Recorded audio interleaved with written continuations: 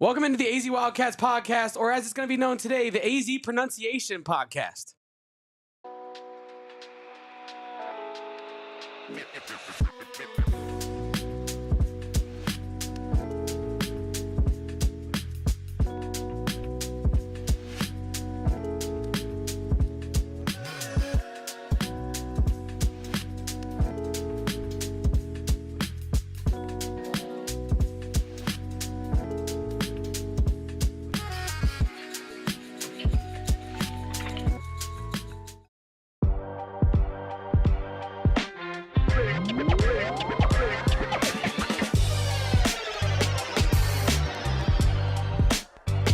Welcome on in, guys, to the AZ Wildcats Podcast. I am your host, Damon Fairall. He is Kevin Thomas, and we are back in studio in State 48, the great state of The Freedom State. Arizona. The Freedom State, as we gave it the moniker of when we were out in Texas.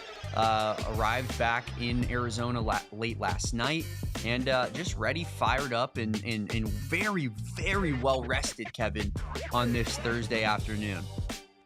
I mean, I don't think I could be any more well rested. I feel great, man. Flight got off on time, no weather delays, no TSA hassles. We got there on time and on schedule, and we got a great night's sleep for all you people at home. Lies, and yeah, more we lies. are We were literally stuck on the tarmac for 45 minutes because of a weather delay. Your boy was trying to download an episode of Severance because he forgot to pre-plan before the flight. And Kevin, I ended up having to use my free 20 minutes of Wi-Fi, and I still got to 99% on my dial. And you can't even watch the 99% that it has downloaded.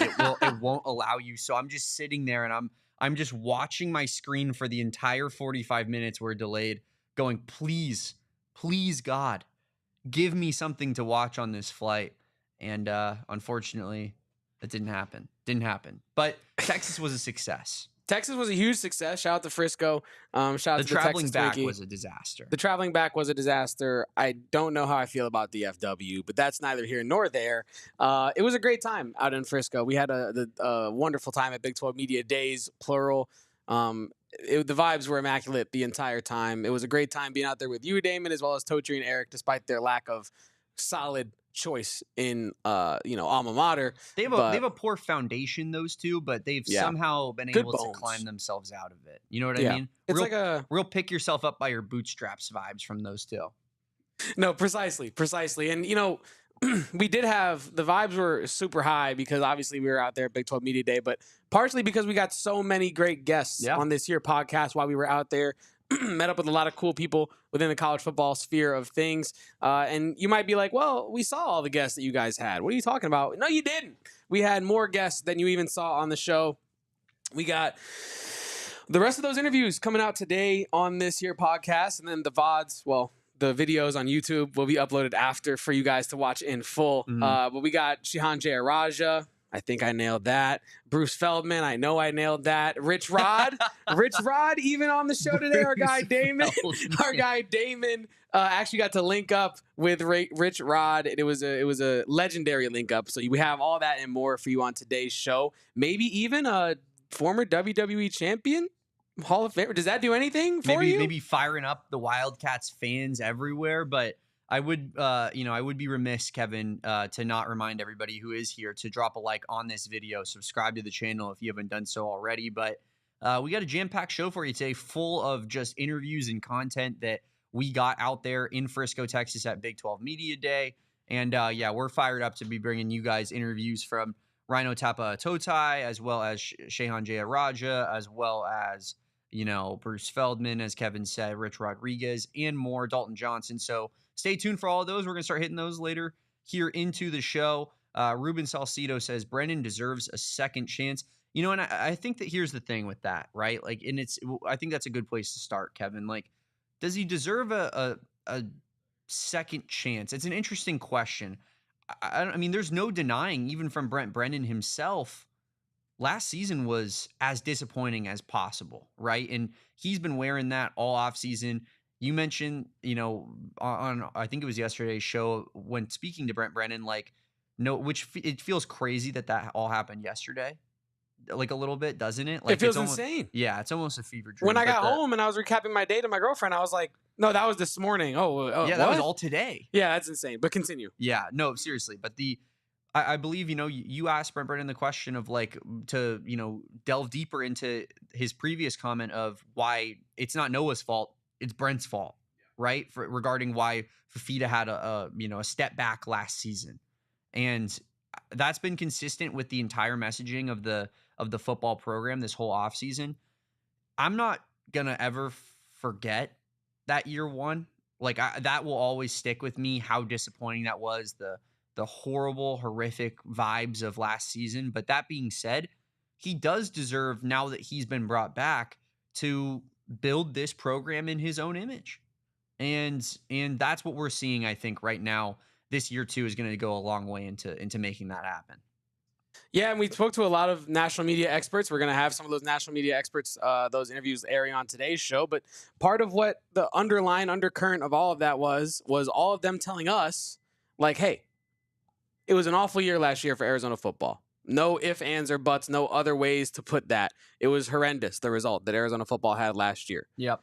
But Brent Brennan, like, I think in all of this, it does get lost. And I remember we all brought this up when he got hired as a part of the reason we were optimistic that Arizona could still find success despite the lack of stability after Jed Fish's departure from Arizona, was Brent Brennan is a guy that was known for doing more with less. He was known for getting success at a program at San Jose State that had no success, no track record of success, no resources. He had to fundraise to get his players consistent. Breakfast every day. Like, this is a guy who, when he got hired, Arizona fans, maybe not all of us, but me certainly, was looking at it like, okay, almost kind of like the way we looked at Becky Burke in a way of like, this is a person who, if you give them more runway, more resources, there's no reason as to why they should not do well. But I thought the floor was pretty high with Brent Brennan, to be completely honest. Agreed. Like, I thought, like, at minimum, we're going to be an average football team. That's kind of what I expected after last year. I thought that maybe you have a good year last year, and then you start kind of regressing to being a little bit more middle of the pack average as far as the conference goes. But what I didn't expect last season, but continue. Yeah, no, like what we didn't expect last season was the contextual things that make it really hard for a modern day Division I football coach to form a team in the midst of an offseason when you get hired late in that cycle, right? Yeah. So we didn't, as a fan base, really give Brent Brennan the grace of that aspect of things. Well, that does not necessarily excuse the result, however, but I do think it does provide optimism in this offseason cycle that, hey, you've been given a full year now to prepare for this offseason. I mean, unfortunately, the season was pretty much over pretty fast for Arizona. So mentally, you should have been in the back of your head thinking of what you need for next year pretty soon into last year. So there's no, this is truly Brent Brennan's second chance. I know that Ruben in the chat here, welcome to the stream again, says, remember it took Jed 3 seasons to give us a winning season. But I also think that because Jed did that, there is somewhat of a foundation for, it's not like this is 10 years down the road. He is his direct successor, right? Brent Brennan, he has his own recruiting pipelines, but there are built-in ones that Jed Fish established that he can continue to maintain and keep up and make sure that they are continuing to benefit Arizona football. This truly is Brent Brennan's second chance. I think if the result is not a bowl game and the product looks bad, it will be Brent Brennan's final chance. But this offseason has, yes, at Arizona, I should say. Good catch there. Be Brent Brennan's final chance at Arizona. But I do think that this offseason has given me a lot of optimism that we will probably see a third season of Brent Brennan, and I don't think I'll be upset about it. Only in Tempe can Kenny destroy NFL factory team with Jaden Daniels, the greatest rookie quarterback of all time we've ever seen on it. And ASU fans would be like, let him cook in year 2. I'd be more skeptical and closely watching this year if I was in Tempe. Oh, wait. No, sorry. That's Glenn said the opposite you were reading Tucson. Glenn's comment. Yeah, my bad. Oh, oops, my bad. See, I was looking for all the words you were saying. See how stupid that sounds? I'm not saying that they're 100% equals or that there's not context that needs to be added into that conversation. But if we're solely going on like record, and frankly, ASU was somewhat of an NFL factory when Herm Edwards was there. As much as ASU fans don't want to remember that, they had tons of NFL players on that team. Never didn't really equate to wins on the field at ASU, but I just, this is not, I mean, as far as Ruben's comment, I will push back a little bit. Like, Brennan was not put in the position that Jed Fish and Mike Stoops were, for example. Like, those guys took over horrible status of this program, awful teams. Brent Brennan was not left the cupboard bare. He had plenty to work with. And that's why it was so disappointing. That's why they're wearing it so much. It's not like after the Jed Fish 1-11 season, I think there were people that were like, you can't have a coach that loses to NAU. But there were also a lot of people like, this is the least talented roster in all of Power 5, right? And it's like, so you got to give him a little bit of a chance. Brent Brennan had talent. He didn't, he wasn't successful with that talent. But now, you get, it's the thing that a lot of those guys talked about when we were talking to them in Texas. You get the bad apples out the door, right? And I don't mean to call them bad apples in terms of people, who they are as people. I just mean it in the way of how they were bought into this football program. And you look at a guy like Tacario Davis, he was a high-level recruit, or not high-level recruit, but high-level caliber prospect for the NFL. He was more of a mid-tier 3-star, but, he held this program at ransom last year. Pretty much all the guys I would assume that went to Washington after this season, like a Jacob Manu as well, like those guys were not fully bought in. There's a reason they went to Washington right after the year ended. And now all of those guys are out of the building. You have the people that want to be here, and you hear the messaging from the team. Like, it means the world of difference to have a team that is connected together and a team that cares about each other and wants to play with each other. Like, the team chemistry is an underrated, intangible part of football. And, it's the ultimate team sport for a reason, but you won't have to like each other. And it's stupid. Like, obviously, I didn't play anywhere close to a high level, but I remember when I was in high school, the team that was above us, a year above us, Kevin, they had like 4 Division I players on their team. They didn't even make the playoffs. Then my senior class was, the next year, and we had 0 Division I players outside of Bijan, who was a freshman and only played half the season because he got called up later, but 0 Division I players that were scholarship on that team. And we won our region. We made it to the state semifinal. Like, it's solely because we didn't all hate each other. Whereas the year before us, everybody hated each other. And I feel like that you could see that a little bit with Arizona. Like, there was clearly some animosity, some difference of opinion, some difference of buy-in from last year's team. And now you have everybody in lockstep. You have everybody aligned, to take a son's euphemism. And yeah, I just think that there's a world in which that this goes a lot better than it does last season. I'm not putting my prediction on that. I'm not saying you're going to win 10 football games next year. I just do think that it could go a long way just having, people mentally all in the right place and bought in and believing in one another. I'm glad you brought that up. I feel like I do want to talk about, Brent Brennan. We're going to talk about Brent Brennan more on this podcast, but I do think we should pivot to what the biggest takeaways for us was from these last 2 days spent in Frisco, Texas, because that was one of them, right? The idea that you and I did not go into that set of media days expecting to hear the type of things, some of the things we were hearing from the players and the coaches about Arizona football, in the sense that some guys weren't bought in. Some guys didn't necessarily, they were 1 foot in, 1 foot out, as you were alluding to. And yeah. I don't know. I think that it was shocking to hear that so openly about how that was so difficult to overcome, and how, because we really didn't hear much of that. Like, there were rumblings of certain players even at doing the spring showcase, right? Exactly. And that team was in place. And to your point, Kevin, like, it feels like, and I believe Eric Ruby said this to us off air, like, it feels like that was somewhat of a media trained thing. Yeah. Like, hey, we're comfortable saying this now because that's the truth. You know what I mean? Yeah. And we're far enough removed from those players leaving where we feel like we can say that. And so, yeah, I mean, I just think that there's something to totally be said about that. There really is, Damon. And I think, like, when you talk to these players, they have a level of focus to them. And I'm not saying that, like, ordinarily these players aren't focused. I'm not saying that walking around, you look at Texas Tech's players and you're like, oh, they're not focused. Or you walk around, you see Houston's players, you're like, oh, they're not. Like, the idea of connection, right? Like, we were talking those about Tech guys aren't focused. They just care about money. Well, they're focused on the green. They're locked in on they're locked in. You know what I mean? But my point being is that, yes, you have players that were half in, half out. We talked about Jacob Manu earlier on this podcast. I also brought it up in terms of strength and conditioning when we spoke to some people out there at Frisco.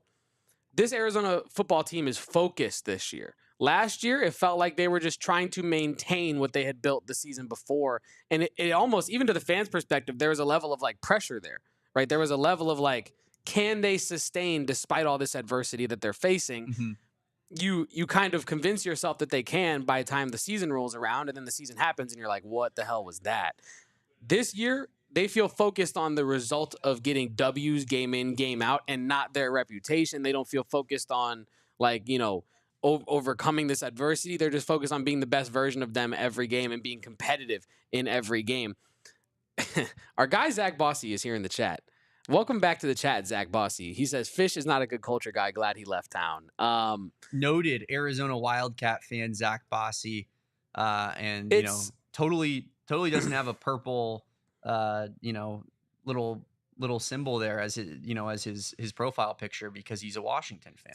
No, yeah, I was gonna say though that like I'm glad he brought that up because we talked about it on yesterday's show with Brennan about how like the family thing with Jed, we bought into it, but it ultimately was BS. It ultimately was here's where I'll bill of stop you goods. a little bit. I don't think it was BS. I just think that it was gonna, like, he brought the players to the campus and he offered the right players, but it was the family environment when Jed was here was not anything really to do with Jed. It was to do with the Fifitas. And the Fifitas are still in Arizona. Well, I mean, I guess, some of them are, and they travel to all their games and whatnot. But it's just like, and Dash will be here next year. But like, that's for me, at least, that's what I think was the big difference there was Noah Fifita and T-Mac and the family that those guys brought to this program, not the Jed Fish aspect of things, right? Like, no, you're correct. Well, to lend into both of our points to kind of bring these back together, right? I think that like Jed Fish utilized that family aspect to like brand it, to market it, right? To market it to other players, other recruits around the nation. It wasn't like a genuine thing. It was a genuine thing for Noah Fifita and the players, right? The guys that really felt like family. But this was Jed Fish trying to make it into a thing so that he could use it as recruiting fodder. You know what I mean? And then that's more so what I'm getting at when I call it BS. But I think with Brennan, he wants to be a part of the family. It's not like Jed Fish looking over, sitting here and being like, there's a family under, and this is a beautiful thing. How can I make sure everyone else sees it so that I can look better? You know what I mean? Yeah. Brent Brennan wants to be a part of the family. Brent Brennan's like not a father figure, but also not like a big brother. But you get my point here. He's a mentor to these people, to these players, to these young men, and I think that you can feel it when they talk about their coach. You can feel it when they talk about the practices.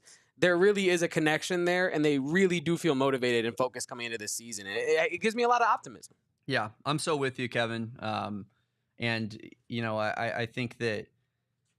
Yeah, I mean, you see it with Jed Fish when he went to Washington. Remember that post he had at the airport when he landed in Seattle with all the assistants that he brought with him, and he posted like whatever the family hashtag that they were using was, and all the Arizona fans jumped in the comments and replies to talk trash. It's like that's to your point. Like immediately, he left his family, and his first thought was, we got to start tweeting about what a family we have in Washington to market to everybody, right? Because it's a marketing tool. And but I agree with you. I think Brent Brennan, and whether or not, there's another argument to be had there of like, who cares if your coach is a used car salesman, as Zach puts it here in the chat, if he's able to actually recruit players and win football games, right? Like Brent Brennan, I'm thrilled he's a great guy that's easy to root for, but you got to win games at the end of the day.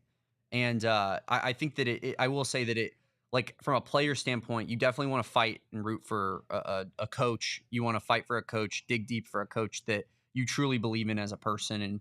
And you see that here from these players when we talk to them.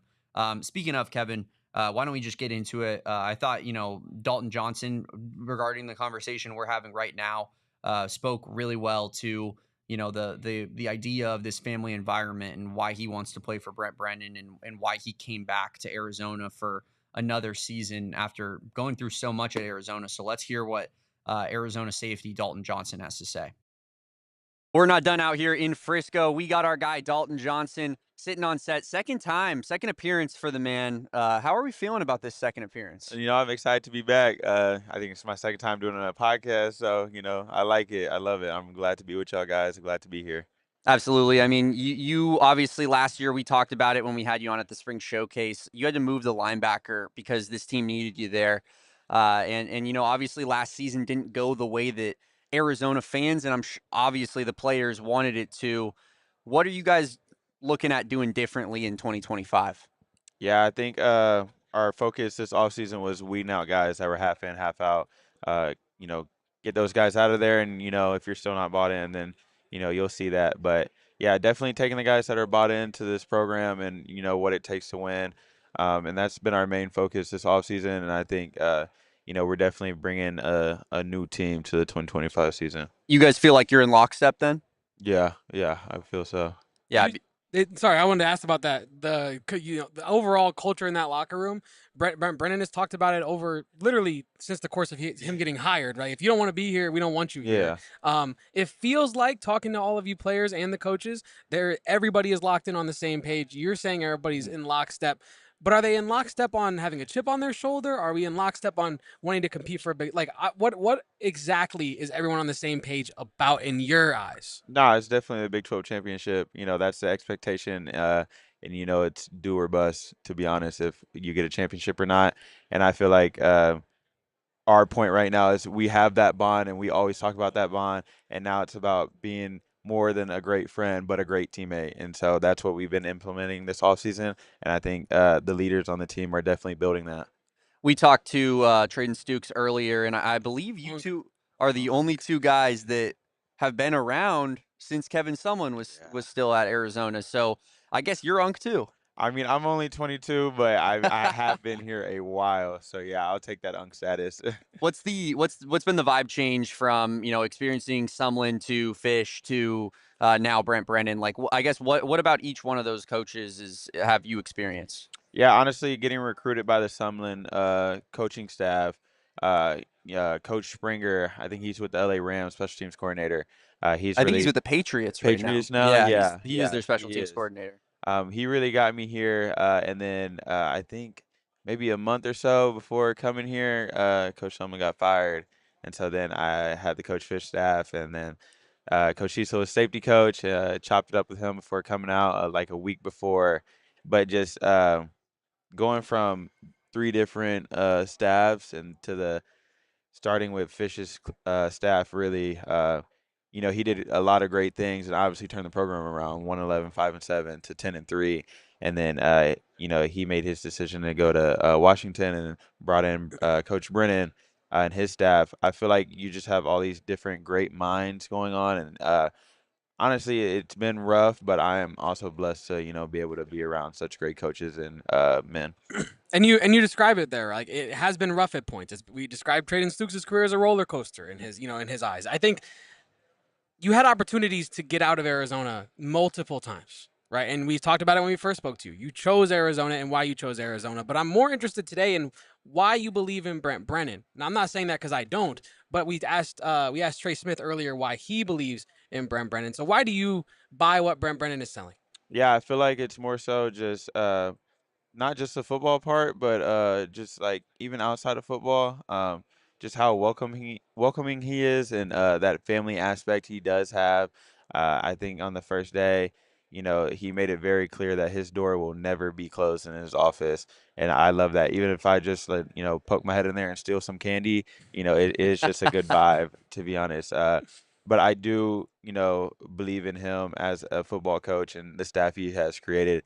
It's just a lot of good energy and a lot of things I can put my trust into. What kind of candy is Coach Brennan rocking in his office? Honestly, the good thing about it, it's always like the large bars and boxes. It's not it's not like small candy pieces. Yeah, so, it's like the Holy Grail on Halloween when you're a kid. Starburst, everything.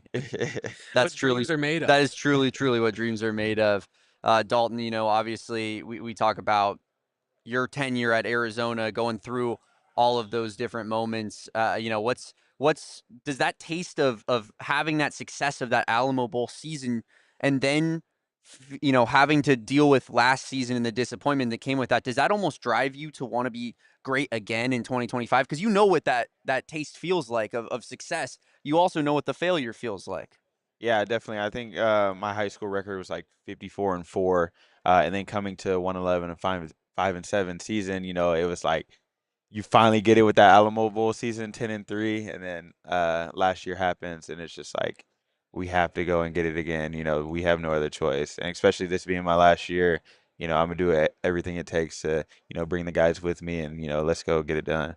You spoke about the energy that has been injected into that locker room, and we identify that a lot of that energy is being brought by the new coaching staff that's been there. Seth Daggy, his energy is off the charts. Joe Salavea, his energy is unbelievable. A guy's up at 5 a.m. recording videos of himself running, punching the phone. It's unbelievable. Can you talk about the new energy that these coordinators have brought in and how you as players feel that? Yeah, I mean, Coach G was here, but he is our DC now, so he does have more of a bigger role. But his energy is great because when I got moved to linebacker, it allowed me to get closer with him, and you know, I love him. He's a great coach, great husband. You know, he's a great guy. And then Coach Daggy, he's on one every practice. I remember we were breaking it down as a DB group, and he had the offense up. And I heard him just absolutely lose it one time, and I turned and like saw it was him, and I just smiled because you know he is bringing that energy, and he is determined to have this offense on a different mentality. And yeah, Coach Talavea as well. I mean, just looking at him, you know, he's huge. He's a big guy. So yeah, him bringing the juice, seeing you know that big of a human, you know, hyped up on the D line, it's lit. Our trenches are good. And you were talking about how fired up Coach Daggy gets and how much he wants his offense to succeed. A big reason why maybe they shouldn't succeed in practice is because of you, right? And we were talking to Justin Spears about how the strength on strength, the you know, strong on strong in practice is only going to help Arizona be more competitive this upcoming season. How do you think the I'll say revived or new offense coming in 2025 helps you defensively? Yeah, obviously you never want a team that you know defense is just dogging on the offense all practice, you know, for all of spring ball or whatever it is, or vice versa. Offense is just scoring left and right. You want to have that iron sharpening iron moments, you know, in practice. That's how you have great teams. And as well as, you know, going against guys like Chris Hudson and Trey Spivey at receiver, you know, it definitely elevates your game because if you're practicing against the best and then you come to play the best, you know, you're already prepared. EA College Football just came out. I'm sure you saw your rating. What were your thoughts on it? Honestly, I don't know because since I got moved to linebacker, I didn't know how they were gonna really, you know, do it. So I was worried, but you know, I'm all right with an 85 overall. We're gonna have to get that up though for sure. Did you happen to see any particular name that you thought was shockingly low? Genesis Smith, 78. Yeah, we're gonna have to.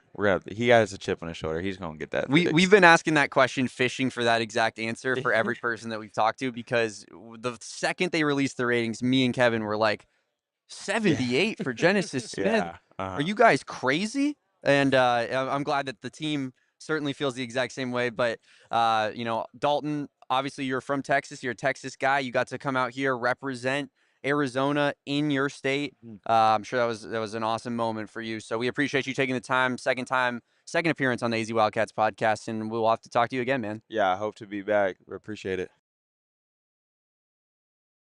Is Dalton Johnson, Arizona starting safety / linebacker. Really the utility man, if you will, Kevin, but seen a lot in his time at Arizona, seen the last year in a winless Sumlin season, seen a 1-11 Jed Fish year, to the highs of that Alamo Bowl winning season, and you know, everything that came with that year, and then the back to the lows of you know, the first year under Brennan. You know, it's I asked the question, but I think that there's something to be said about someone that's experienced all of that, what that feeling is like. You know what I mean? Like the different feelings around each one of those teams.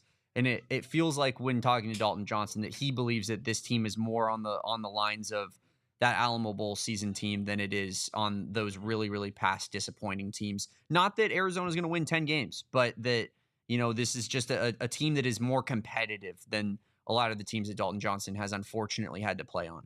Not that the team is going to win 10 games like you said, but the team is undoubtedly moving in the right direction towards that, right? I'm not saying they're going to win 10 games next year, but there's a good discussion going on in the chat with Glenn and Brandon about, you know, how quickly you can actually turn a program around, and what is to be expected about that timeline. Mm-hmm. And I think for me, I don't really have like a set timeline for when I expect the program to be turned around. Obviously, the sooner is the better, and I expect it to be done the sooner the better. But I think it is so subjective from program to program, from context to context. Like they're talking about in the chat here about the depth, right? Glenn says, yes, ASU did it in 2 years, but their biggest thing was having depth at every position that mattered.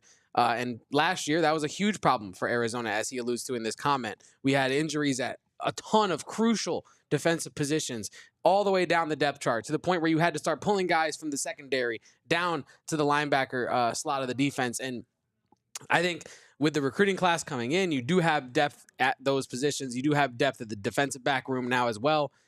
I think that this is moving in the right direction. The culture is changing, like Dalton alluded to. Rhino is going to allude to it here in a moment as well. But I think the biggest thing from a locker room perspective is the energy is back. The energy is undoubtedly back. Dalton Johnson spoke to it. The practice energy is there. The locker room energy is there. And I hope that we see it on the field, and I hope it translates into the Big 12 Conference this season for Arizona football. But for me, that was my biggest takeaway from that interview. We already alluded to the half in, half out guys, getting those guys out of the locker room, how important that could be. So besides that, I think the energy shift is huge for Arizona football. And I think it does indicate that they're moving in the right direction, because you wouldn't have players feeling this positive about a program that they feel is moving backwards. Yeah, no doubt about that. I think Glenn puts it up here in the comments, Kevin, if you wouldn't mind. He says he might have to put a sneaky bet on the Wildcats from an outside perspective. He likes what he's hearing right now, and the culture seems to be getting better.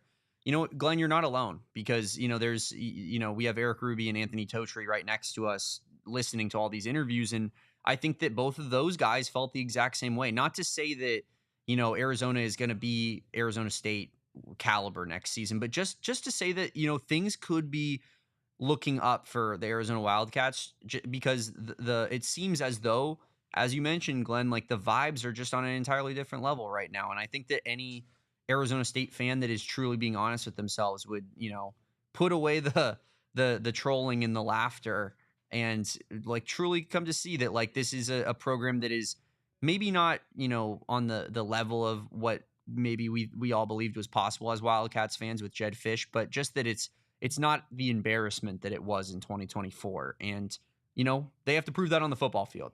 They can say as million good things as they want, and we love to hear it, but they also have to go out there and prove that. A guy that, won't really have a chance to prove that in the beginning portion of this season is Rhino Tapa'atoutai, who, of course, is, an offensive lineman, sustained an injury last year and will be coming back in the middle of the season, but is one of the leaders of this team. And Rhino spoke to, just the development of this culture and as well as how he got his nickname. So why don't we hear from Rhino? Here in Frisco, Texas at Big 12 Media Day, Day 2 with Rhino Tapa'atoutai. And before we get started, I need you to give me a scale of 1 to 10 of how I just pronounced that. Wait, can I get a rep first as well? Like, sure, yeah, you go ahead. Oh, no, go ahead. Yeah, you go ahead. All right, Rhino, I'm not going to look at my notes. Tapa'atoutai. Okay, not too shabby. I ain't gonna lie, you killed that first one though. Really? I'm really surprised. You said I was like, oh dang. Dang. That's what we have him here for. I ain't gonna lie, that was probably the first time ever in like throughout my whole time living that like somebody got it right on the first try. Yeah. I mean, for like even teachers, like all the way to this point, like, hold on, what? Like now you almost scared me to say it a second time, because now I feel like it's not going to be the same as the first time. It'll never be quite as special. But I do want to talk about your nickname. Yes, sir. Rhino. Yep. Yes, sir. What's the backstory of that? So I got it from playing Pop Warner. Really, it was my first year ever playing football. Back in Utah, a hell of polycats over there.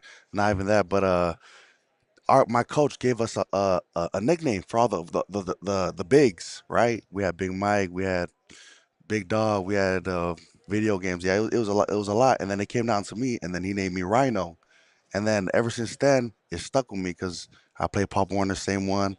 Not only that, I built a big reputation from where I'm from, and then I got recruited to play high school ball out in Cali, and then it just stuck with me, and then here we are. Yeah. They say a name like means a lot in life at the end of the day. Like you kind of manifest what your name tells you to manifest, right? Mm-hmm. Do you kind of embrace that like mentality out on the field? Are you trying to spear people on the field, or what's going on? Can you explain that to me? I do. I don't want to say too much because I know we we live right now or whatever. But I ain't gonna lie, I'm trying to take their head off. You know what I'm saying? you get in the way, you better pray you don't get hit, But not even that, just as an offense as well, that's one of our philosophies, choose violence, So, Mm. I believe, it correlates, you know what I'm saying? Trenches and everything, the way our offense is built and ran, it's just everything's connected, and it just worked out at the end of the day. So, yeah. Choosing violence must have been a Seth Dagey-ism. Oh Yeah? yeah, for Okay. sure. Yeah, Heck yeah, yeah. yeah. Oh yeah, man. I ain't gonna tell you, the offense is probably did a whole 360 from last year. Not even mentality wise. That was the biggest part. Because I feel like Yeah. that's where everything starts. With your mental, and I ain't gonna lie, Dave Bregant, he was ready, and he's ready right now. To chase that chip, and we're ready too. You know what I'm saying? And now we just waiting for the or hoping the public, waiting till our first game till y'all see what we got going on. So It's interesting to hear yep, you say that because, Yeah. I think from an outside perspective, we definitely felt like there was a lack of identity on last year's offense. yeah, And this year, it feels like that's completely changed. Like Seth hmm Dagey came in with a plan and he is executing that plan to a T. Do you concur with that? Is that how it feels inside that yeah, room? yeah, for sure, 100%. The good thing about Day, because we can't be satisfied no matter how good we do. Of course we're gonna have our good days, bad days, but no matter what, even if we do good, for example, the spring, we had a few good, not even a few, we had a good amount of good practice. I ain't gonna lie, but bro, he still wasn't satisfied. Like we ripped the defense a couple days, they rip us. We know we go at it, but like I said, he's not complacent. Thing is, we're not done till that Big 12 trophy's in our hand. So that's what I'm saying. Come with that whole different mentality, and for example, like what if we score 40, we should score 50. If we score 20, we should have scored 30. You know what I'm saying? It's just that dog mentality, man. Like it's getting me pumped up right now just talking about it. You feel me? So yeah, I'm excited for Coach Daggy, and not even that, but just for U of A ball, man. It's gonna be future's bright, man. So y'all stay tuned. Honestly, we're excited too for U of A ball this year. Yes, And sir. obviously, we're U of A guys, so we're always going to be excited. But I think that that's almost a surprise to say, respectfully, after how the way last year ended Yeah. and the Yeah. vibes going into it. I think that I wanted to ask you more a little bit about that mentality shift. We've been asking a lot of players about, after last year's result, hmm still finding a way to get that chip back on your shoulder. Is that the way you feel? Do you feel like there's a chip on your shoulder? Do Oh you feel yeah, like you have something to prove yeah, going into this year? yeah. Because especially last year didn't go the way we expected. With all the pieces we had, and not even that, but we're just with this year, we're just focused on that clean slate, and we're playing with that chip on our shoulder because even all the players we're recruiting, just to name a few, like Luke Weissong, come from New Mexico, bro. He a dog, underrated cat. Chris Hudson, same as well, went to Oregon. Wazoo came here. It's all these underrated recruits, what I'm saying? Tristan Bounds, Ty Buchanan, the list goes on, even on defensive side, like you can say the same thing for all of them, and like I said, that's the good thing about this year. We all got that chip on our shoulder. We all want that Big 12 chip at the end of the day. Maybe different, in our own ways, but bro, we're ready to compete. So that first game is gonna be our statement game. So, yep, like I said, y'all stay tuned, man. Yeah, I'm getting pumped out here. Firing us So up too, man. yeah. But one thing going in from last year to this year that's going to be a big change for this offensive line unit Mhm. is lots of new faces, right? Yeah. Like you saw, staples of this team, Josh Baker, Wendell Moy, Jonas Avenaya, like go out the door, Mhm. right? How do you know, how do you get back from losing those players? Like how do you Mhm. sustain those losses and get better Yeah. into 2025? I said main thing, or not the main thing, but really just the process. Focusing on our fundamentals and our technique. The good thing about the O line this year is that or not even the O line, just the team, where everyone's bought in. Like last year, we had some dudes that were bought in. And that's the thing, we don't have room for that. You know what I'm saying? Especially with the way college football is now, like. Nah, all 110 players have to be bought in, and that's something I can say with full confidence right now is that we're bought in. And the thing is, we're ready. Because we're just counting down the days right now. 2 more weeks of summer camp, and then boom, fall camp. Oh, let's go. So, um, just that. we're just ready. That's it. We're just ready to go. I love to hear that because the intensity clearly has flowed from Seth Dagey into this team. And we Yep. talked to Brent Brennan and Noah Fifita and the rest of the players we've spoken to about this buy-in, the idea that a connected team is a dangerous team. We've talked about the mentality shift. Do you think that the shift this year with the new coaches, with the new players, is going to be able to be sustained throughout? Or do you believe that this is something that you need to see proof of concept? You know what I'm saying? I guess I'm saying, rough, I'll rephrase it. If you hit adversity early on in this season, do you believe that this is going to be something that still is a strong push all the way throughout? Yeah, no, most definitely. Because, we keep it simple. Our philosophy is red line, effort, execution, accountability. And like I said, you know, just trusting each other because with the returning players that we have going back, most of them, adult Stooks, like we've been here since 23. We've seen both sides. We know what's at stake. And especially in the conference we're in, but we're on the same level, man. It's guns out everywhere. So the thing is just trusting the process and staying together. That's the good thing I can say about my guys is, bro, I don't know, no matter what, we're gonna stay together. Hey, you seen us after last season, bro. I know we had high hopes. Everyone had big expectations, but bro, we still here. We here to run it back. And that's the thing. We still gonna be here. So that's really it. It's just faith over fear. That's really what it is. We're not gonna let a little obstacle take over. So that's that. You mentioned the margin for error in this conference is really, really slim, right? And all the teams are really similar caliber. What does, I guess, like how's the mentality shift in a conference like that? And also when you look at, like what is gonna go above and beyond to make that margin for error bigger, it's going to be the quarterback position. Yeah. What's it like playing with a guy like Noah Fifita, who I'm sure the entire team is bought in fully in and believes in? Oh, it's great. No, it's fantastic. I'm not gonna lie. Even, bro, throughout my whole career, knowing him, because I knew of him in high school as well, bro. Noah stayed the same guy. I got nothing but love for him. The whole team has nothing but love for him, and that's Daggy's right hand man. You know what I'm saying? So, bro, like you said, it starts with the QB and everything. We're really confident in Noah. He's confident in us, and like I said, it's just that trust that we have in him and that love. That because I feel with love, man, love beats all. That team chemistry, and like I said, I would have no other great leader than Noah lead us. So, yep. Well, we know you have a lot more of media availability to get to. Yep. We do appreciate you stopping by the AZ Wildcats podcast to talk to us for a little bit. We're very excited to see you out in the field this year, Rhino. I'm not going to try the name because I can't. I'll do what Damon did over here. You good, man? He killed it the first try, and now I feel inferior. But we appreciate you stopping on the pod today. I appreciate y'all, man. Hey, and I ain't gonna lie, bro. You really surprised me with that.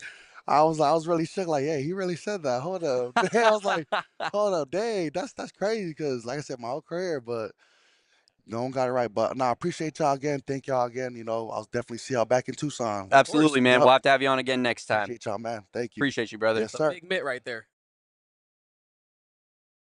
That is a big mitt right there. And welcome back to the PHNX Pronunciation Podcast. I am your producer with our esteemed host, the one, the only pronunciation prince himself, Damon Fairall. Yeah. Woo.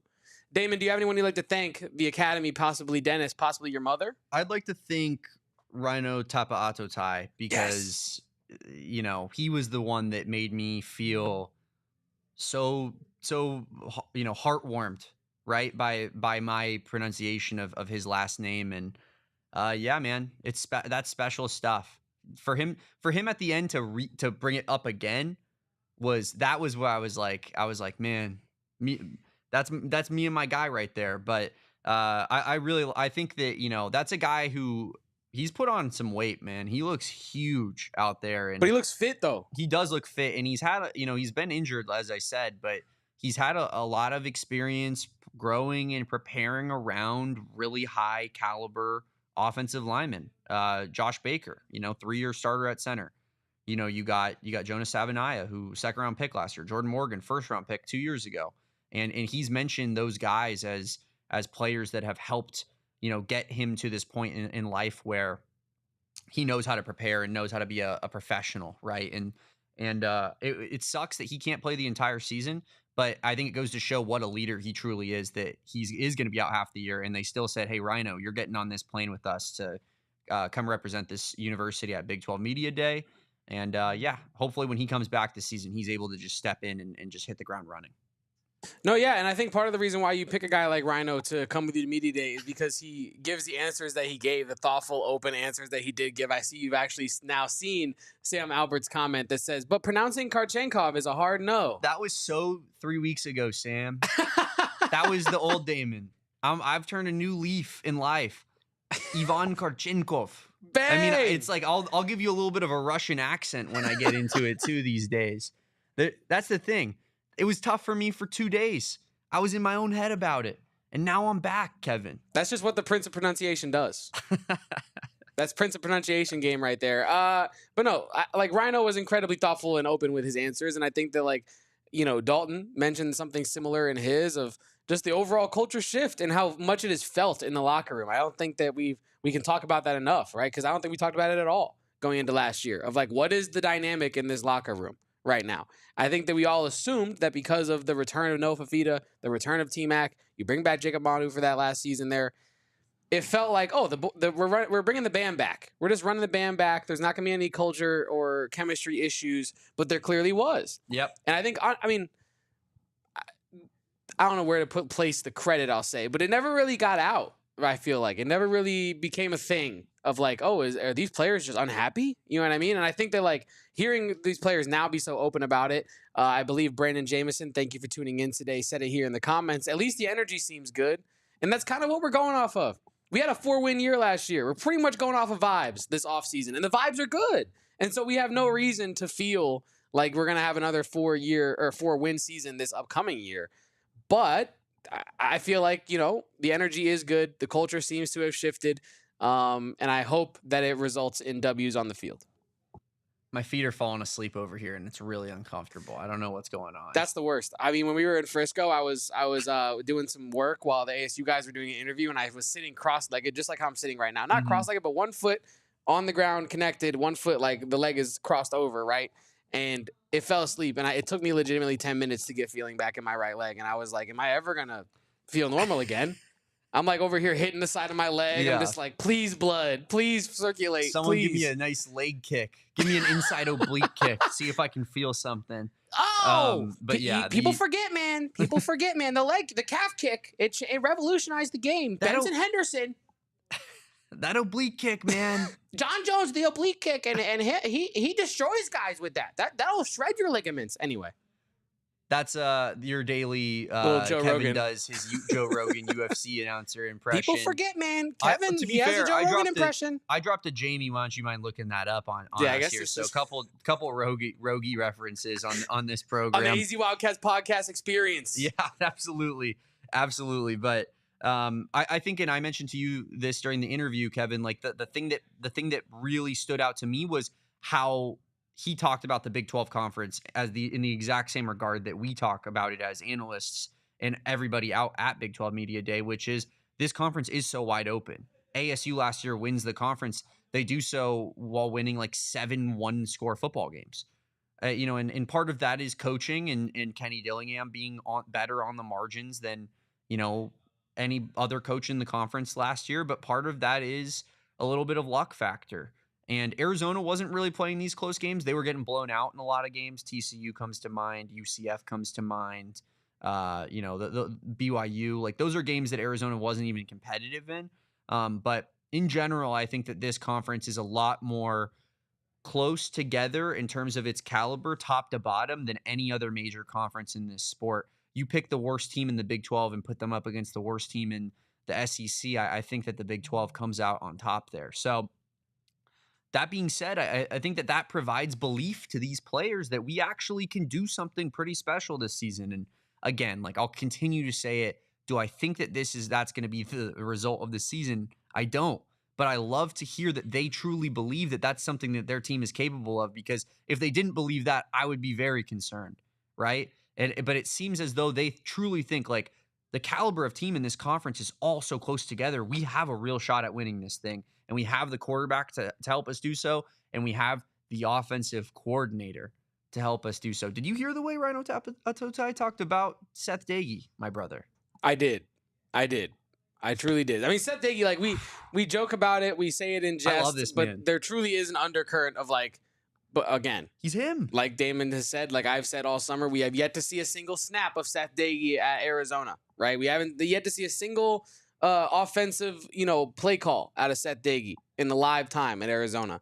But the man has saved the offseason, it seems, for certain, right? For sure. You bring in all that energy that he brings. You bring in a focused, intense approach to violence, to focused violence on the field. I think it's a total flip, a 180 flip from what you had last year, where people were pretty much anointing Brent Brennan as like the clapper and the orange slice guy, and like I feel like that's not going to be the way this year's team plays. And I think that Seth Dagey is a big reason for that. The people right there was a verbal meme Garfield looking like this while he has the Garfield cancel sign in the background. I don't know what you're talking about. That's you right there. But I agree with you. Like this is, I do feel that they have a better chance than maybe we, necessarily even could have hoped or dreamed for after last season. And yeah, I mean, Seth Dagey goes a long way into that. Part of that is, with Seth Dagey is just the vibe, the vibes around Seth Dagey right now, Kevin. And, we're going to get into that right after the break here on the AZ Wildcats podcast. Holy shit. Indeed. We are here in a break on the AZ Wildcats podcast. A little late into the show, but, you got 50 minutes of ad-free television for the folks here at home. But Monarch Money is a great way to track your finances, and I use Monarch Money every day. It's a great way for me to track my goals. I just moved into a new place. We're working on that process right now, but moving it is an expensive process, and so I'm trying to make sure my finances are all in order with Monarch Money. So make sure to check out our friends over at Monarch Money. They were anointed the best budgeting app of 2025 by the Wall Street Journal. Ever heard of those guys? So get control of your overall finance with the Monarch Money. Set your goals, crush your goals, and set new goals. And use code PHNX at monarchmoney.com in your browser for half off your first year. That's 50% off of your first calendar year of monarchmoney.com using code PHNX. We're saving you money on saving money. One thing Kevin and I couldn't stop thinking of when we were out in Texas is Arizona is the freedom state. And a big part of being the freedom state, as we like to call it, is having the ability to go out to the stores, to your local dispensary, and pick up some Pure Edibles products, people. They're available at over 130 dispensaries statewide, from Tucson to Phoenix up to Flagstaff, at the Noble Herb Dispensary, where Pure Edible products were created, guys. Now they're made in Phoenix, Arizona, but they still have all of those locations. They got the Kicks, which are like their Starbursts version of Starbursts, I should say. They got the chewables in the caramel and chocolate, and of course they have just their typical regular gummies. They're a full-fledged cannabis company, or a gummy company that offers unique cannabinoids such as CBN, CBG, CBD, and marijuana-derived THC.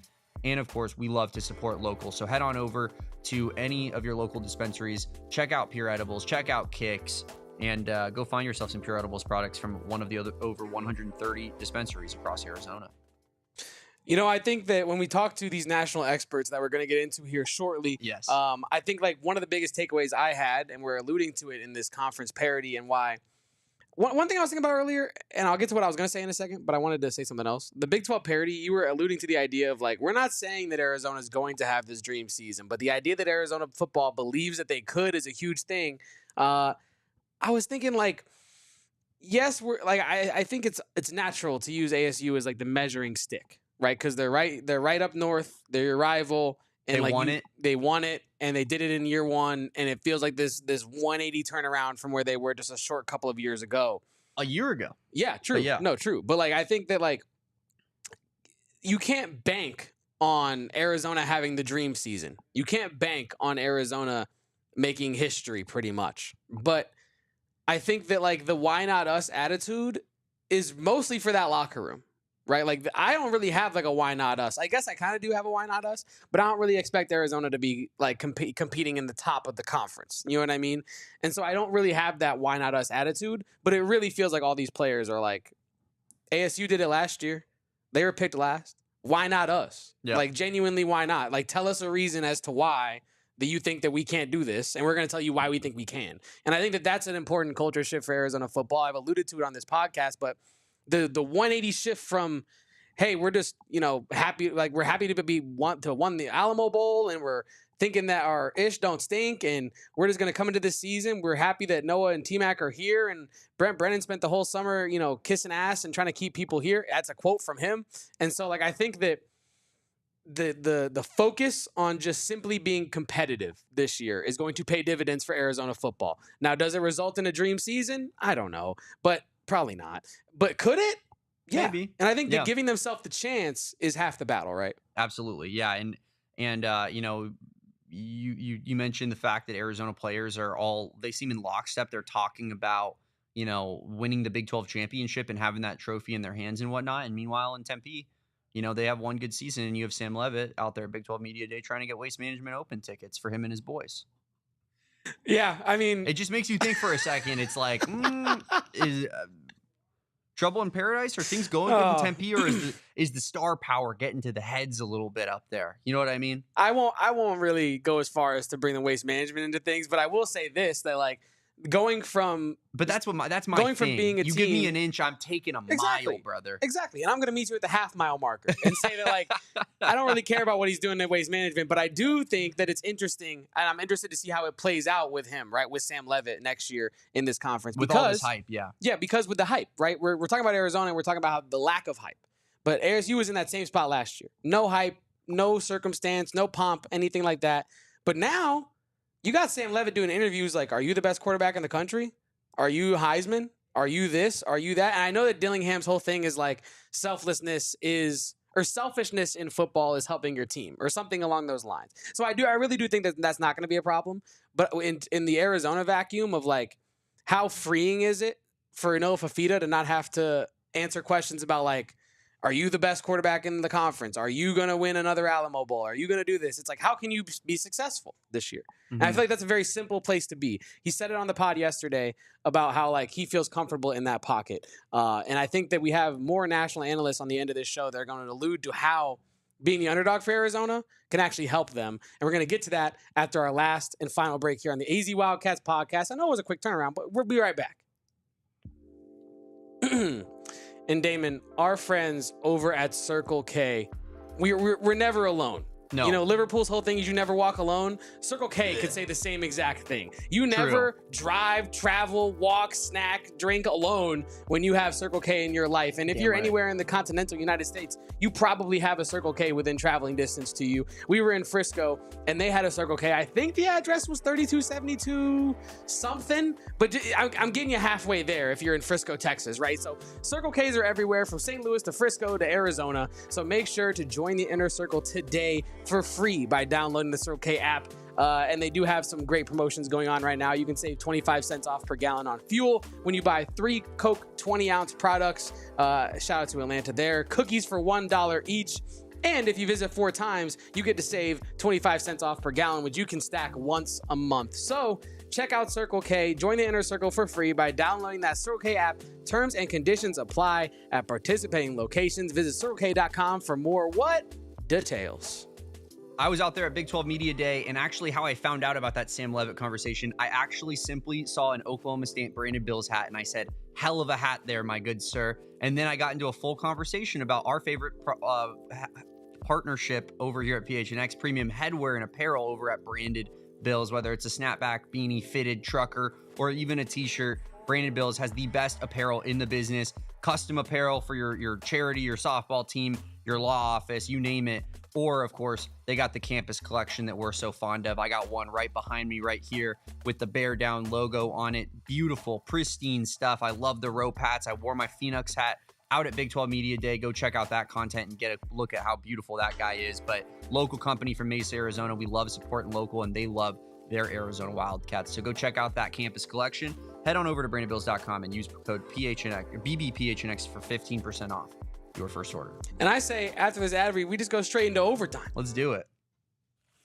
On the AZ Wildcats podcast. Smooth operator. From your boys Kevin and Damon here on this podcast. Yeah, no hiccups in that at all. You don't even know what you're talking about. Just like the flight. It was smooth the whole time. No hiccups there. But we did speak to some heavy hitters in the national media game, Damon. We spoke to everybody from Greg McElroy, who you already saw on this here podcast, but we also spoke to some people that you haven't heard from yet. And Damon, you are the Prince of Pronunciation. This is the AZ Pronunciation Podcast.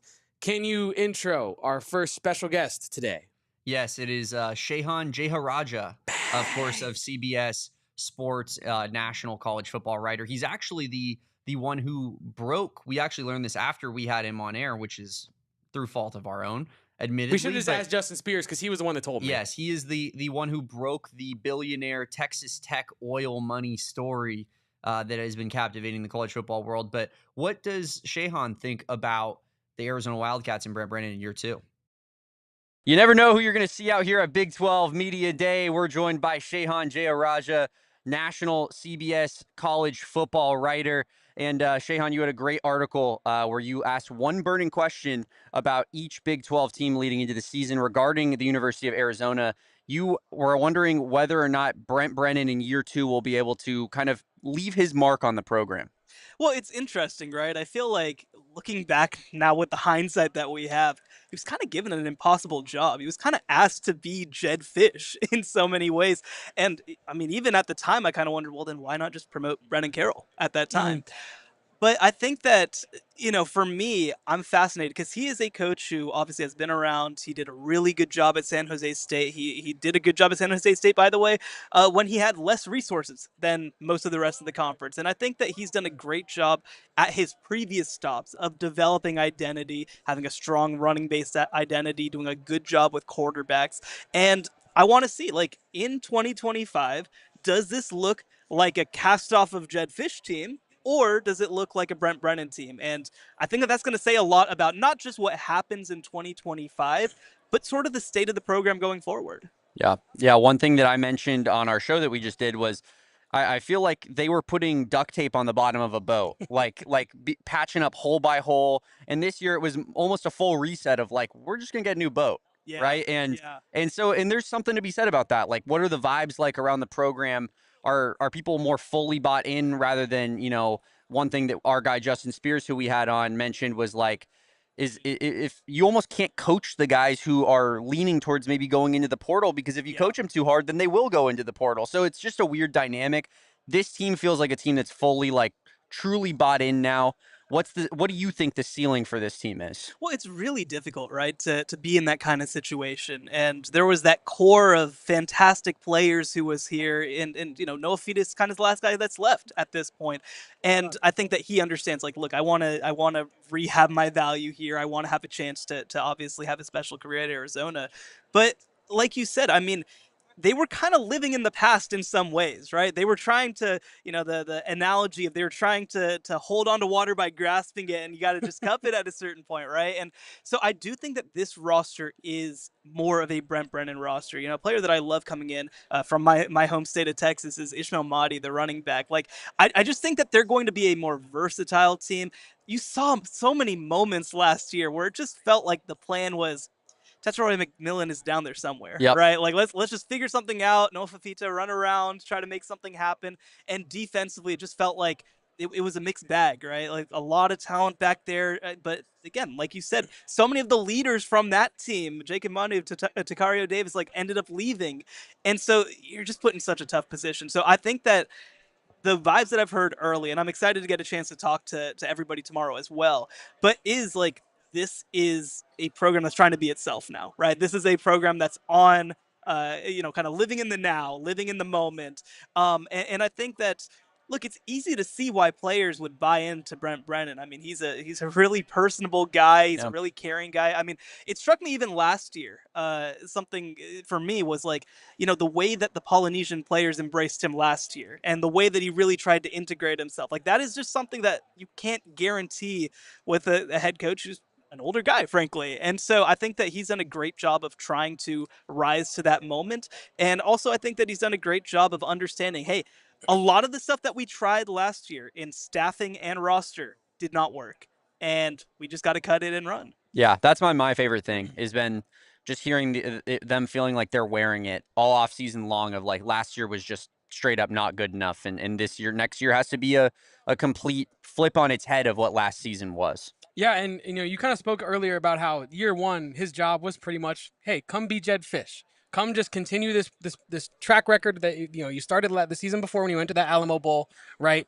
And then something else we discussed with Justin Spears on our show today was that position actually, does that come with more pressure than this year, do you think, of now that you have your fingerprint, so to speak, on this program, if you're Brent Brennan, is this year have more pressure attached to it or less pressure because you're actually playing your game if you're Brent Brennan? Well, I think what's so hard about being Brent Brennan in this moment is like you kind of are dragged down by both in some ways, right? You get dragged down by what you did last year. You get dragged down by what you are trying to do this year. But my perspective, and just being around football for a little while, right, is I think that if you aren't authentically you, then you're not going to succeed anyway, right? Like you're not going to have a chance to build something that you believe in and have faith in what you're doing. And so I think that while yes, the funny thing, right, is like to just compare this to being a person, right, is like, yeah, it's easier to live in a shell, right? But it's harder to be out there.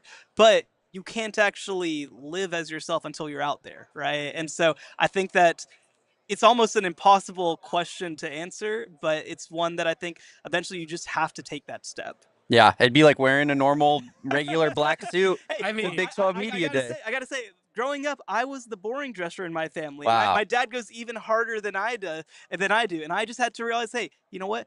I can't pull off everything that he does. Let me figure out what I can pull off. Yeah. The pocket square. The pocket square. I got it No, all. I got it didn't all. even notice that. I got it all, didn't. man. I got it all. We declared that Shehan is the best dressed Big 12 Media It's member. not even, like, literally look around. No, it's not even close. It's a bunch of slobs like me and Kevin I wearing got a Target polo on. disgusting. This guy's got Gucci or Ralph or whatever it is. This is the sale rack, bro. I'm telling you. The sale rack at Gucci. I did want to ask you about some of the other teams in the conference and just kind of what was going on around, the Big 12. UCF, you mentioned what even is the plan?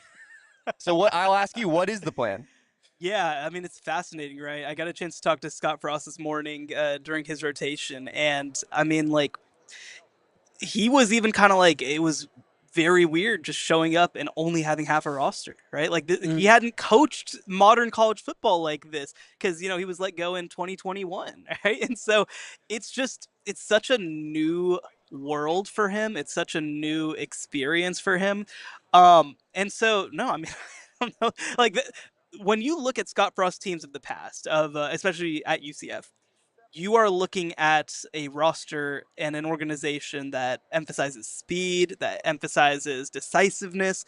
And I think that that's going to be a lot of what this first year is just, hey, how can we try to get guys in a position where they're comfortable, where they're able to thrive, where they're able to attack decisively. And again, I mean, they've got a really young coaching staff down there. They've got a bunch of guys who played, under Scott Frost, even at UCF.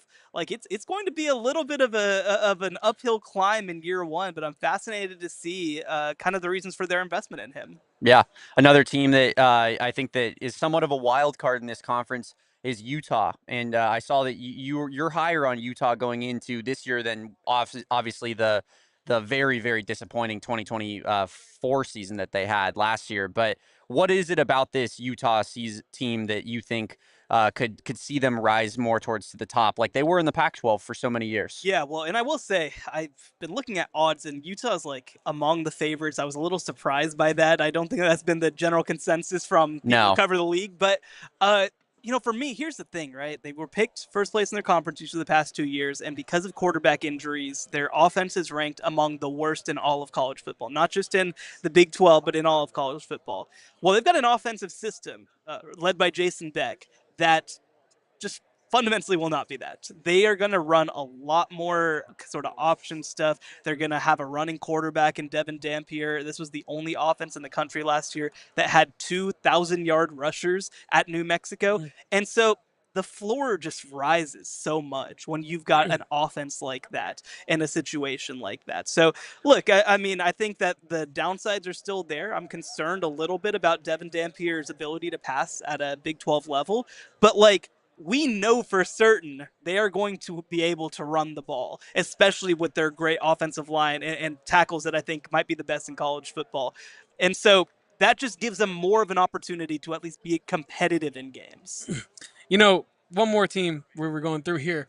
You see, we're talking about Utah, but you see a lot of BYU guys around here. Now, there's a lot going on at BYU. Yeah. What are your early evaluations on that program? They're going through a lot right now, trying to find a new quarterback, all that going on. How do you think they have what kind of year do you think they have come up ahead of them? Yeah, it's fascinating, right? I would have said that in 2024, BYU was the most disrespected team by the College Football Playoff Committee. I mean, you look at the end of the year, they finished number 17 despite being 11-2 with a road win against a playoff team in SMU, and they finished behind 3-loss Clemson, who had a lower strength of schedule in the ranking. So I think that they were very disrespected in 2024. Now in 2025, look, I don't think that Jake Retzlaff was by any means going to be an all Big 12 type quarterback, but he was very important to how they ran their offense. They did a lot around his ability to go downfield. They did a lot around his legs.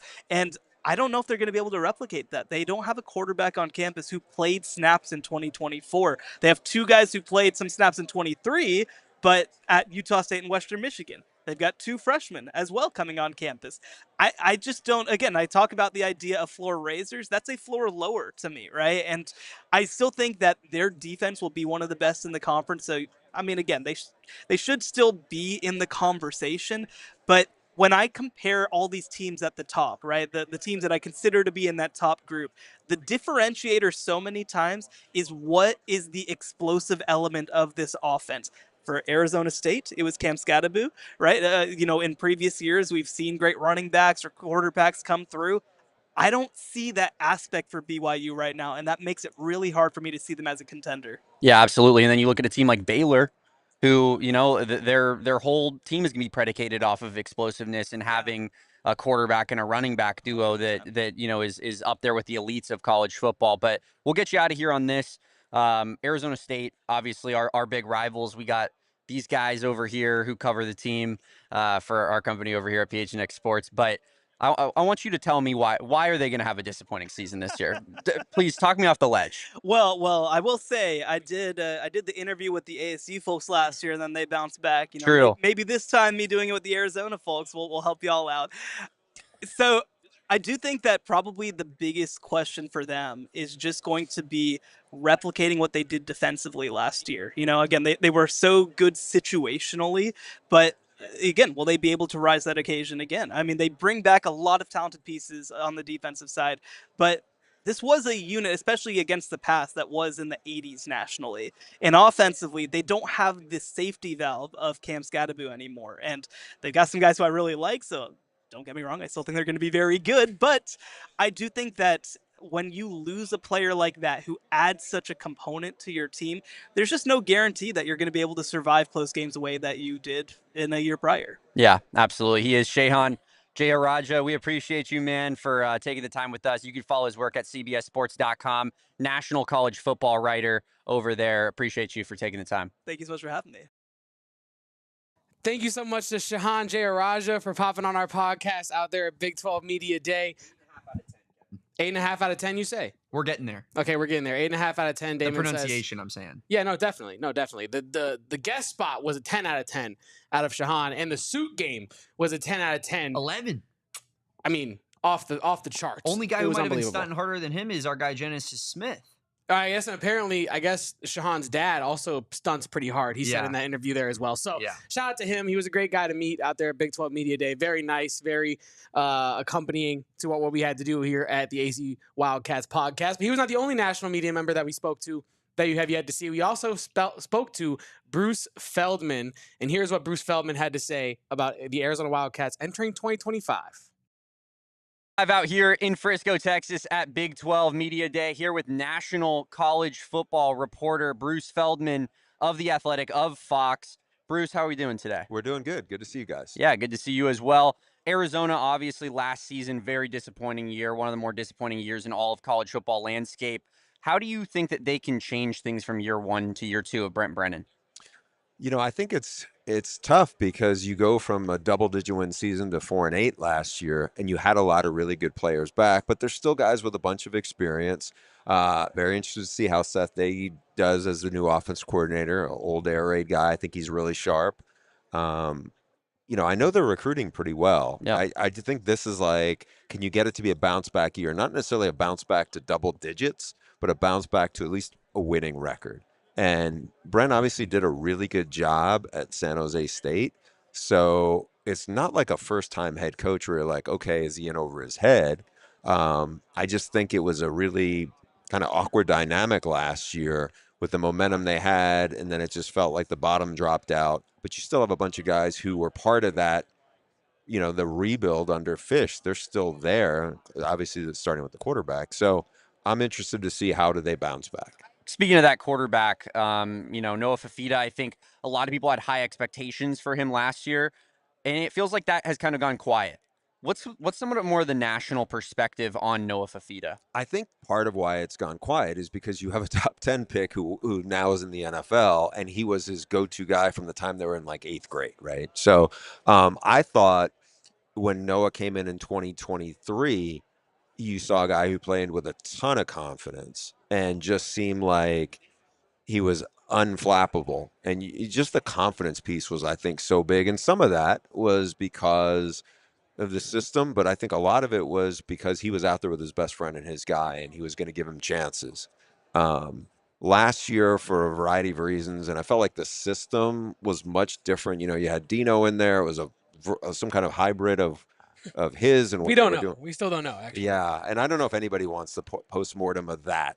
But having said that, there's a quarterback there that we know can do it because we've seen him do it. Mm-hmm. It's just now there are different pieces around him. So, I wouldn't write him off just because, like, he's a guy who's accurate. He's a guy who I think makes plays, and he's a guy who has a lot of confidence. And I think usually those guys don't just shrivel up and go away as long as they stay healthy. Now, you mentioned that system, I call them Dino Babers, but the Dino Babers system from last year, it was ineffective, right? Brent Brennan goes out and gets a Seth Dagey. Damon and I are huge on Seth Dagey, his presence not only on the X's and O's side of things, but in the locker room side of things. What do you make of the staff moves that Brennan has made, and do you think it is inching Arizona towards the goal line, so to speak? We'll see. I mean, how does the version of what Seth does translate to Arizona football in the Big 12? It's obviously, he knows the Big 12. I remember him as, in Lubbock way back when, or not that far back when, but, and I think that is a very friendly system for receivers to play in, not just quarterbacks. And I could see, and this is not what you asked me, but I know I was out at the Elite 11 last month, and really accurate quarterback from Southern California, Oscar Rios, committed there. That's a good get, I think, for a program that is coming off of like a knee buckling season and a disappointing year. And I think Seth had a big part in that. So if you can keep that momentum going and it translates over to the field, he knows what good quarterback play looks like. I think it's how does he fit with Noah, and what does he major in that I think that they can have a lot of success with. You mentioned how important the receiving core is going to be with the Seth Dagey offense, and you also alluded to losing Teteroa McMillan to the Carolina Panthers high in the top 10 of the NFL draft. What do you make of Arizona trying to supplant that production with primarily speed and finesse guys? And you also have a couple taller folks in there as well. What do you make of the receiving room? Do you think they'll be able to supplant the production of Teteroa McMillan? I think the benefit is everybody knew where Noah wanted to go with the ball before. Now it's a little more of a question mark for the defenses in terms of before the ball snapped, almost everybody could guess who he was looking for in his first, second, and third read, basically. And now I think with maybe a more diverse approach, I think that can keep defenses on their heels, especially if Noah can read things out fast and they're creative in how they design things, which I feel like that part they can do. It's just a matter of, do you have that guy who's going to, every 50-50 ball turns into a 90-10? I mean, let's be honest, the guy was a top 10 pick for a reason. I don't know how you replace that. Like, just when you got to have it, whether it's in the red zone or on 3rd and 8, I mean, those guys are hard to find, and so that one's going to be. I mean, if you ask me, is the receiving core going to be better? Maybe it'll be deeper. I can't imagine it can be better just when you take away, one of the best players who's ever played at Arizona. Yeah, it's a really weird discussion because we've kind of tussled with that ourselves of like, you probably have more mouths to feed. It's probably a better room top to bottom, but just losing that guy, like you'll never have a receiver like that at Arizona probably ever again. So it's tough to say better per se, but we'll get you out of here on this. Bruce, one of my favorite things that you do is your freak list every year. Any Big 12 freaks that we're looking at in preseason that could maybe find their way on that list at the end of the season? Yeah, I think there'll be a bunch. It won't run till early August, but I know T-Mac was on there last year, and I'm trying to remember because it was a couple of years ago back when it was the Pac-12 when we were in LA for Media Day. I'm trying to remember the linebacker who I had, or linebacker safety from Arizona who was on there, but there'll be. As I'm looking around, I know there's a defensive tackle who's here from Iowa State, Dominique Orange, who's a massive man who moves incredibly well for that size. There's probably about 10 guys here. Dante Corleone, the Godfather, who's going to be on there for his third time from Cincinnati. So, Godfather 3, if you will. The Godfather 3, thank you. So keep you on the lookout for that, Bruce. We appreciate you taking the time with us. He's Bruce Feldman. You can follow him at Bruce Feldman CFB. Yes. Yeah. Memory. Thank you. At Bruce Feldman CFB on Twitter. And, of course, check out his work with The Athletic and with Fox. Thank you so much. Thank you. That was Bruce Feldman of The Athletic and of Fox. And great guest as well. Loved my Godfather Corleone joke, as you can clearly tell. I'm a great comedian over here.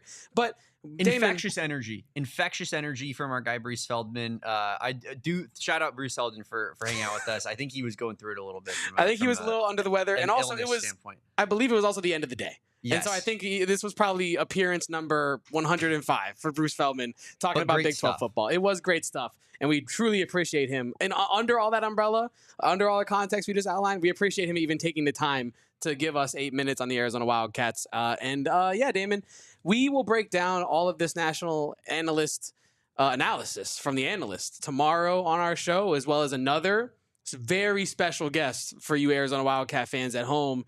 I'm not going to say who, but it might be a former face that used to stand on the sideline and maybe not a poor first name, maybe a rich first name. I'm going to leave it at that. We got a rich guy coming on the podcast tomorrow, and I'm excited about that, Damon.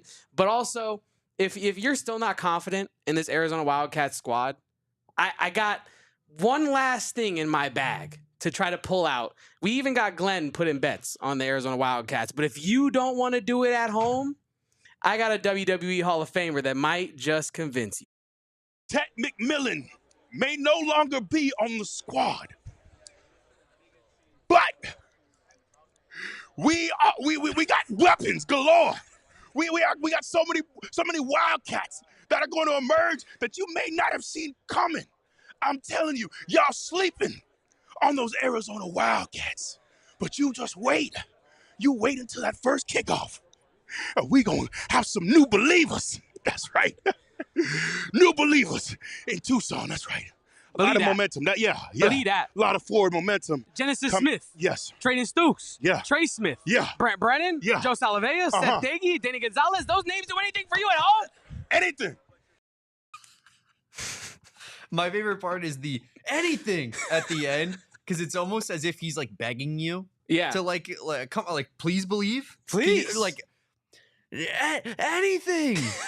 It was great. Shout out to Big E. Great. That was literally a dream come true. I think I've been calling him a Hall of Famer because in my mind, he's already in the WWE Hall of Fame, but I don't think that he's technically been inducted yet, which is kind of some BS, but that's not for this podcast. I will say, we're going to put our full interview with Big E on our YouTube channel at some point. He was given a lot of information on the WWE relationship and partnership that is in place with the Big 12 now and what that's going to look like. But he is like low-key a Sun Devils fan. Like the way he was talking the entire interview. I had to throw in a little bit of we're talking about the same dude who picked Utah to win this conference last year, by the way. So when he picks Arizona State, It's probably a good thing. Let's just watch it play out. You know what I mean? Before we make any declarations. But shout out Big Yes. Wrestler, football player, but not necessarily the football analyst. You know what I mean? Like, he had a lot of knowledge on the Big 12 Conference, and he did give some predictions for that Big 12 Conference. And watch out for that YouTube video on our channel. We have a lot more where that came from tomorrow. Shout out to Big E. And I don't know how many times I'm going to post this clip to our socials, but probably 1 million. On those Arizona Wildcats. Y'all sleeping on those Arizona Wildcats. I'll be posting that countless times. So Meme-worthy. Watch out for that as well. Pretty much every game that Arizona football and basketball plays this upcoming season. Damon, do you got anything else for us before we get out of here? No, that's going to do it for us today. As Kevin teased up, we got a very rich Rod interview for you guys tomorrow. So make sure you guys are tuned in for that. And we'll be talking a little bit more Arizona football post Big 12 Media Day and any basketball news or any other news that may happen on the horizon in the meantime. He is Kevin Thomas. You can follow him at Kevo Posts. You can follow me at Damon Dog. I am Damon Fairall. And you can, of course, follow our show at PHNX_Wildcats on all social media. Trying to grow that Instagram. Pop on over to that Instagram. Throw us a follow. It does us a lot of favors. Like this video. Subscribe to the channel if you haven't done so. Appreciate everybody for being here. And we will catch you on a Friday edition at 2 p.m. of the AZ Wildcats podcast. Until then, peace out. Bear down. And go Cats. Do you believe? We all silly like the mayor.